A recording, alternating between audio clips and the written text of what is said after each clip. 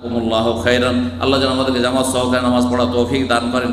আরও বেশ কিছু হাদিস রয়েছে, নবী সাল্লাল্লাহু আলাইহি সাল্লাম যারা জামাতে হাজির হয় না, ঘরে নামাজ পড়ে, তাদের সম্পর্কে বলেছে তাদের বাড়িগুলি জ্বালিয়ে দিতে আমার মনটা চাইছে। চাইলেন যে আমি নামাজ না পড়িয়ে কাউকে লাগিয়ে দিয়ে অমতি করতে, আর তারপরে অন্যরা পড়ায়, কার আমি যাই আর তাদের বাড়িগুলো ফাওয়ারনে পালি বইউতাহুম বিন্নারে।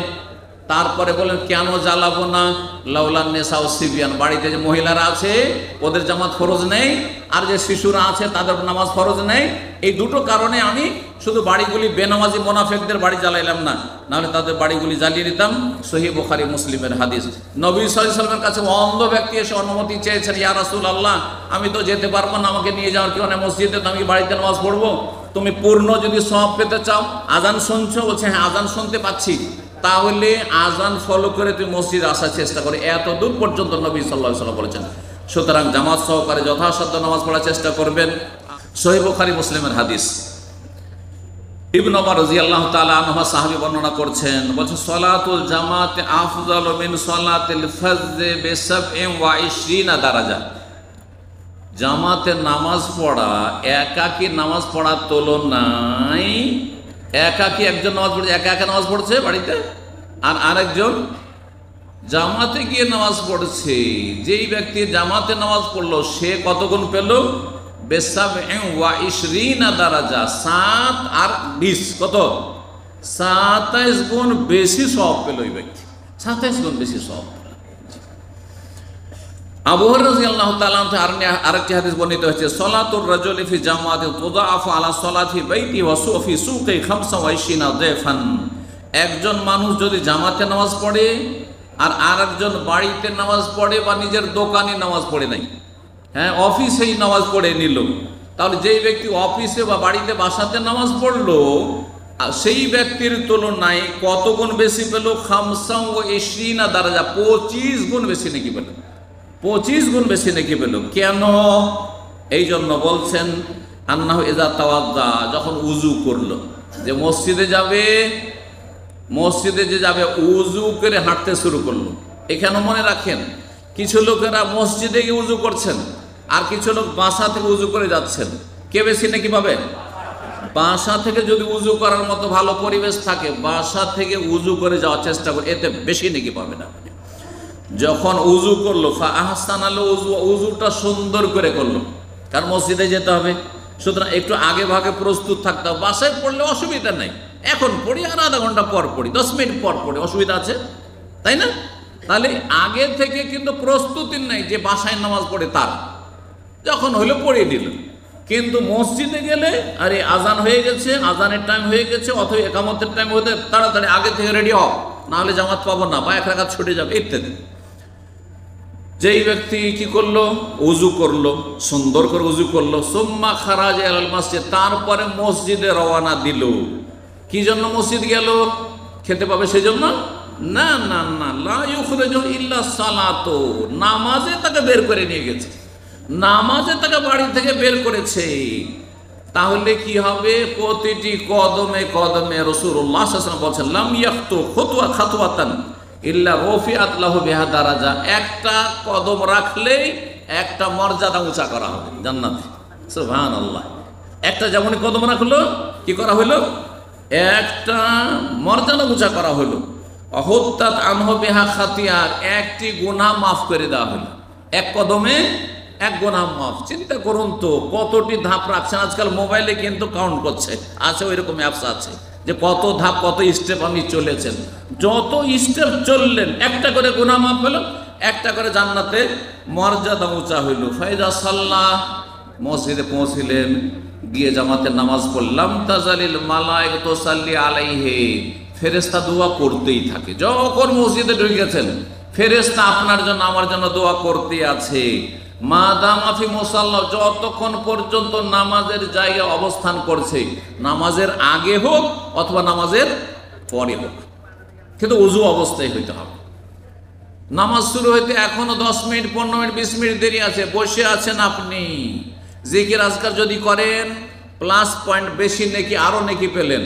কোরআন তেলাওয়াত করেন বেশি নেকি পেলেন, দোয়া করেন আলাদা নেকি।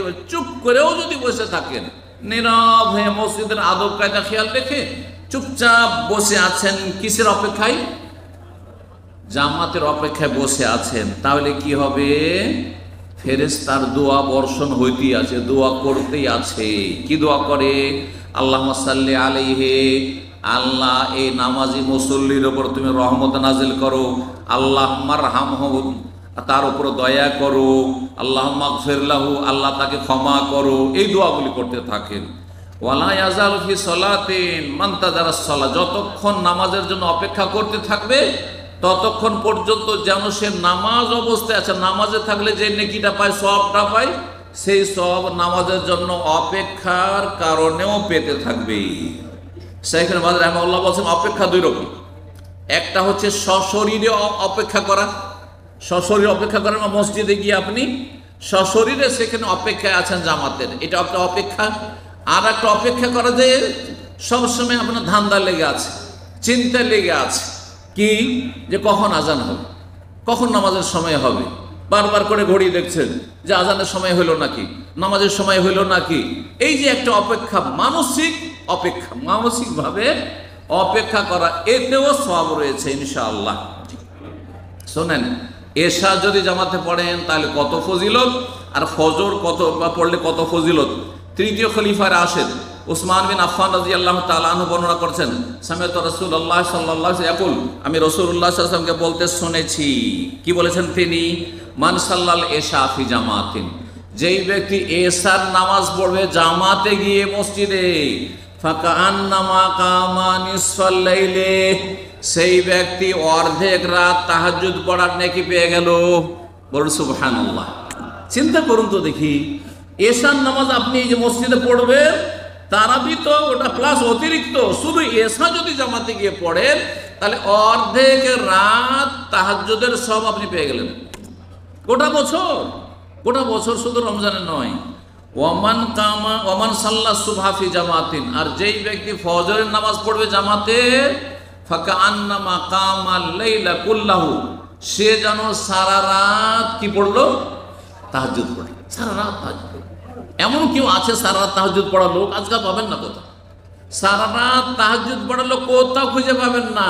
কিন্তু সারা রাত তাহাজ্জুদের নেকি পাচ্ছেন ওই ভাগ্যবান লোকেরা, ওই ভালো মানুষরা যারা এশার নামাজও জামাতে পড়েন আর ফজরের নামাজও জামাতে পড়েন। সহিহ মুসলিমের হাদিস। আল্লাহ যেন আমাদেরকে বুঝার তৌফিক দান করেন এবং জামাতে সালাত আদায়ের যেন তৌফিক দান করেন। রাসূলুল্লাহ সাল্লাল্লাহু আলাইহি ওয়াসাল্লামের আরেকটি হাদিস সুনান মুসনাদ আহমদ, আবু দাউদ, নাসাঈতে রয়েছে। আবু দারদা রাদিয়াল্লাহু তাআলা বর্ণনা করেন, তিনি বলছেন, মা মিন সালাসাতিন ফি কারিয়াতিন ওয়ালা বাদিন, কোন জায়গায় যদি তিনজন ব্যক্তি অবস্থান করে, গ্রামে হোক আর শহরে হোক, গ্রামে হোক অথবা শহরে হোক, লা তুকামু ফীহিমুস সালাতু, কিন্তু সেখানে জামাত করে নামাজ পড়ে না। তিনজন লোক মাত্র আছেন, গ্রামে হোক, পল্লী গ্রামে হোক, এমনকি মরুভূমিতে হোক, ফার্মে মাজরাতে হোক না কেন, যদি কোথাও তিনজন থাকেন আর জামাত না করেন তাহলে কি হয়? শুনে রাখেন ভালো করে। ইল্লা কাদ ইস্তাহওয়াজা আলাইহিমুশ শায়তান, না হলে শয়তান তাদের ওপর ছেয়ে যাবে, শয়তানের আধিপত্য, হুকুমত কায়েম হয়ে যাবে, শয়তানের রাজত্ব তাদের অন্তর উপর কায়েম হয়ে যাবে, তাদের অন্তরকে ডিল করবে, পরিচালনা করবে ইবলিস শয়তানে। ভালো করে শুনে রাখেন। ইল্লা কাদ ইস্তাহওয়াজা আলাইহিমুশ শায়তান ফাআলাইকা বিল জামাতে, সুতরাং তুমি জামাত সহকারে নামাজ পড়িও। যারা জামাতে নামাজ না পড়ে একা একা সবসময় নামাজ পড়ে, তাদের উদাহরণ হচ্ছে পাল ছাড়া বকরির মতো। পাল ছাড়া বকরি বুঝেন? পালে 100-200 বকরি আছে, আর একটা পাল থেকে ছটকে গিয়ে আলাদা হয়ে চড়ছে। নেকড়ে বাঘ কিন্তু খুব ভীতু, বাঘের মধ্যে সবথেকে ভীতু বাঘ হচ্ছে নেকড়ে বাঘ।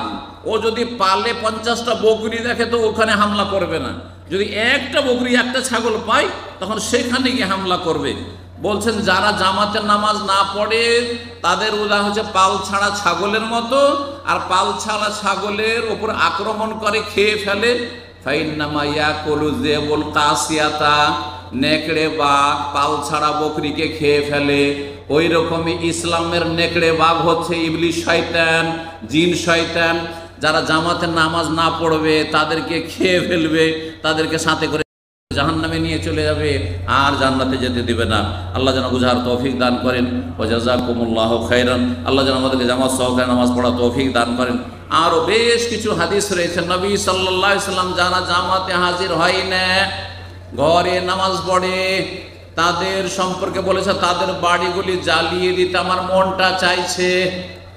চাইলেন যে আমি নামাজ না পড়িয়ে কাউকে লাগিয়ে দিয়ে অমতি করতে, আর তারপরে অন্যরা পড়ায়, কার আমি যাই আর তাদের বাড়িগুলো ফাওয়ারে পালি বইউতাহুম বিন্নারে। তারপরে বলেন কেন জ্বালাবো না, লাউলান নেসা ও সিবিয়ান, বাড়িতে যে মহিলারা আছে ওদের জামাত ফরজ নেই, আর যে শিশুরা আছে তাদের নামাজ ফরজ নেই। এই দুটো কারণে আমি শুধু বাড়িগুলি বেনামাজি মোনাফেকদের বাড়ি জ্বালাইলাম না, নাহলে তাদের বাড়িগুলি জ্বালিয়ে দিতাম।